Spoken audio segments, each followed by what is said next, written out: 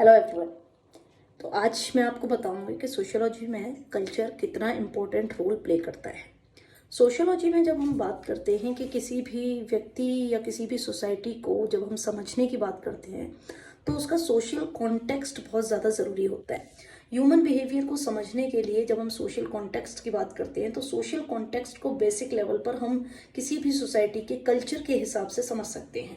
और जब हम कल्चर की बात करते हैं तो कल्चर हमारे सोशल एक्शंस को सपोर्ट करता है, निर्धारित करता है, डिसाइड करता है।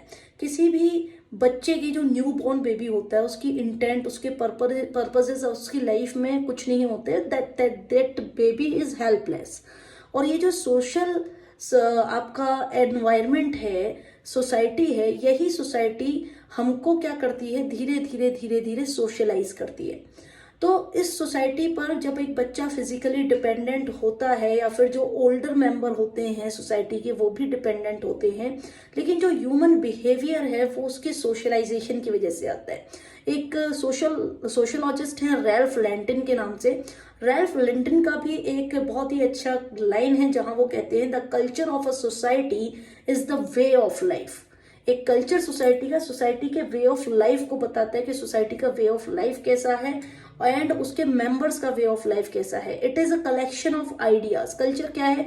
कल्चर वो कलेक्शन ऑफ आइडियाज है जिससे, या हैबिट्स का वो कलेक्शन है जिससे एक सोसाइटी जो है या सोसाइटी के इंडिविजुअल्स कुछ सीखते हैं, लर्न करते हैं, शेयर करते हैं, या इंफॉर्मेशन को या सोसाइटी की इन आइडियाज को जनरेशन टू जनरेशन ट्रांसफर करते हैं।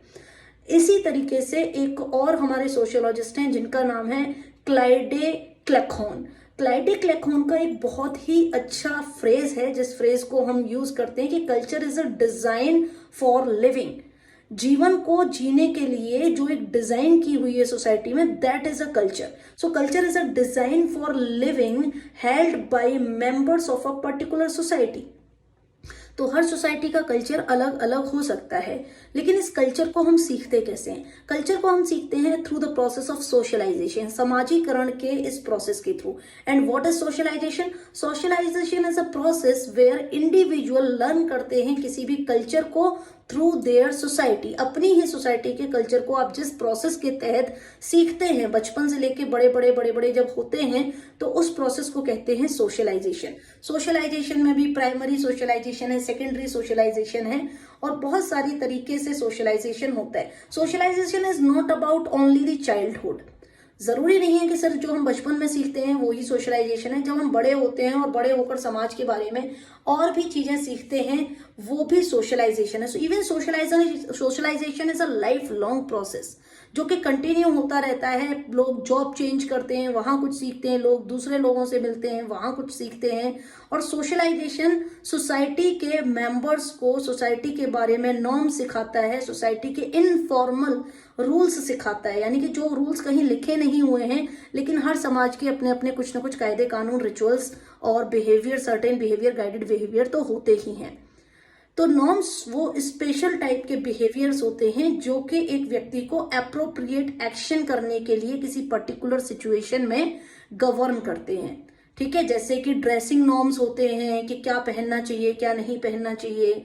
ठीक है, किसी पर्टिकुलर सेरेमनी में या ग्रेजुएशन सेरेमनी में, जैसे कि एक एग्जांपल लें तो ऐसे बहुत सारे नॉर्म्स होते हैं समाज के अंदर। तो समाज एक कल्चर, एक सोशलाइजेशन की प्रोसेस और एक नॉर्म्स के तहत चलता है। और ये बात छोटी सी एक चीज है जो कि हमें समझने में काफी ज्यादा दिक्कत आती है। तो कल्चर, सोशलाइजेशन और नॉर्म्स ये तीनों अलग अलग चीजें हैं सोसाइटी में। और सोशियोलॉजी ऑप्शनल के अंदर जब भी आप आंसर राइटिंग करेंगे तो इन चीजों का जरूर इस्तेमाल करें। And don't forget to subscribe career goals with Rama life.